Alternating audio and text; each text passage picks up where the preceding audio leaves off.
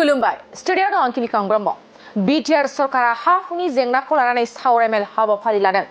तामुलपुर जिल्ला बेंगिरि नब्लाङाव बिटिआर सरकारा हा हुनि जेंनाखौ लानानै सावरायमेल हाबाफारि लादों।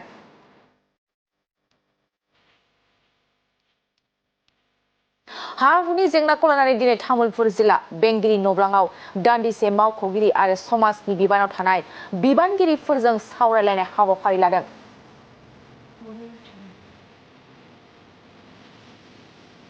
बिटिआरनि गाहाय मावफुं सोद्रोमा प्रमद बर'नि दैदेननायाव बिटिआर सरकारा रायजो राजाफोरनि गासै जेंनाफोरखौ मोनसेनि उनाव मोनसे सुस्रांगासिनो दं आरो बिटिआरनि हा आरो हाग्रा बिफाननि मावफुं सोद्रोमा रनजित बसुमतारिया रायजो राजाफोरनि हा हुनि जेंनाखौ सुस्रांनानै होनो थाखाय गोबां गोख्रों हाबा मावगासिनो थानायखौ जों नुनो मोनबोगासिनो दं।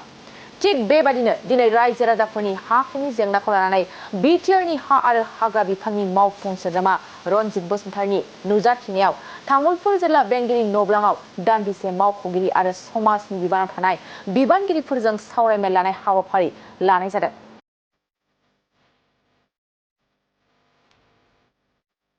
थारैनो आथिखालनि बिटिआर सरकारा गोबां रायजो राजाफोरनि हा हुनि जेंनाखौ सुस्रांनानै होबोगासिनो दं आरो मख'नो गोनांदि मिशन बैसोमुथिनि गेजेरजोंबो बिटिआर सरकारा गोबां सुबुंफोरनि हा हुनि जेंनाखौ सुस्रांनानै होनो हाबाय। आरोबाव खोथा होनाय बादिनो बिटिआरनि गाहाय मावफुं सोद्रोमा प्रमद बर'नि दैदेननायाव आद्रा थानाय माखासे हा हुनि जेंनाफोरखौ सुस्रांनानै होनो थाखाय इएम रनजित बसुमतारिनि नुजाथिनायाव सावरायमेल लानायखौ बे समाव नुनो मोननाय जादों। खुलुमबाय स्टुडियाव दं किलिकां ब्रह्म बिटिआर सरकारा हा हुनि जेंनाखौ लानानै सावरायमेल हाबाफारि लादों।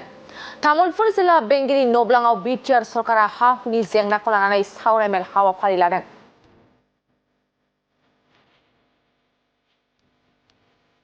हा हुनि जेंनाखौ लानानै दिनै तामुलपुर जिल्ला बेंगिरि नब्लाङाव दान्दिसे मावख'गिरि आरो समाजनि बिबानाव थानाय बिबानगिरिफोरजों सावरायलायनाय हाबाफारि लादों।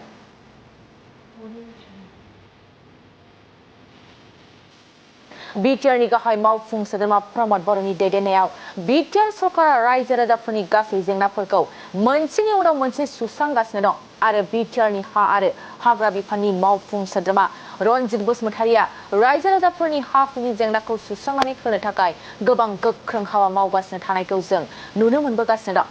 थिग बेबादिनो दिनै रायजो राजाफोरनि हा हुनि जेंनाखौ लानानै बिटिआरनि हा आरो हाग्रा बिफाननि मावफुं सोद्रोमा रनजित बसुमतारिनि नुजाथिनायाव तामुलपुर जिल्ला बेंगिरि नब्लाङाव दान्दिसे मावख'गिरि आरो समाजनि बिबानाव थानाय बिबानगिरिफोरजों सावरायमेल लानाय हाबाफारि लानाय जादों।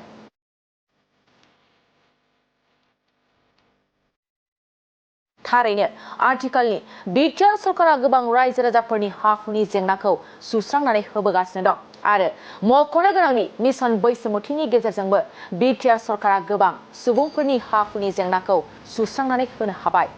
आरोबाव खोथा होनाय बादिनो बिटिआरनि गाहाय मावफुं सोद्रोमा प्रमद बर'नि दैदेननायाव आद्रा थानाय माखासे हा हुनि जेंनाफोरखौ सुस्रांनानै होनो थाखाय इएम रनजित बसुमतारिनि नुजाथिनायाव सावरायमेल लानायखौ बे समाव नुनो मोननाय जादों। खुलुमबाय स्टुडियाव दं किलिकां ब्रह्म बिटिआर सरकारा हा हुनि जेंनाखौ लानानै सावरायमेल हाबाफारि लादों। तामुलपुर जिल्ला बेंगिरि नब्लाङाव बिटिआर सरकारा हा हुनि जेंनाखौ लानानै सावरायमेल हाबाफारि लादों।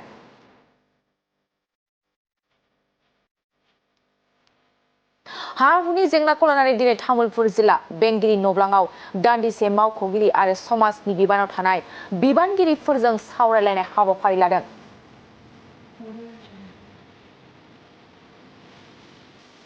बिटिआरनि गाहाय मावफुं सोद्रोमा प्रमद बर'नि दैदेननायाव बिटिआर सरकारा रायजो राजाफोरनि गासै जेंनाफोरखौ मोनसेनि उनाव मोनसे सुस्रांगासिनो दं आरो बिटिआरनि हा आरो हाग्रा बिफाननि मावफुं सोद्रोमा रनजित बसुमतारिया रायजो राजाफोरनि हा हुनि जेंनाखौ सुस्रांनानै होनो थाखाय गोबां गोख्रों हाबा मावगासिनो थानायखौ जों नुनो मोनबोगासिनो दं। थिग बेबादिनो दिनै रायजो राजाफोरनि हा हुनि जेंनाखौ लानानै बिटिआरनि हा आरो हाग्रा बिफाननि मावफुं सोद्रोमा रनजित बसुमतारिनि नुजाथिनायाव तामुलपुर जिल्ला बेंगिरि नब्लाङाव दान्दिसे मावख'गिरि आरो समाजनि बिबानाव थानाय बिबानगिरिफोरजों सावरायमेल लानाय हाबाफारि लानाय जादों।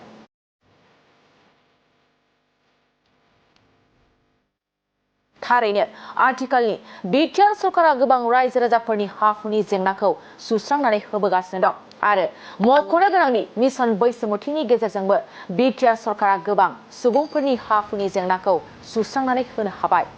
आरोबाव खोथा होनाय बादिनो बिटिआरनि गाहाय मावफुं सोद्रोमा प्रमद बर'नि दैदेननायाव आद्रा थानाय माखासे हा-हुनि जेंनाफोरखौ सुस्रांनानै होनो थाखाय रन्जित बसुमतारीनि नुजाथिनायाव सावरायमेल लानायखौ बे समाव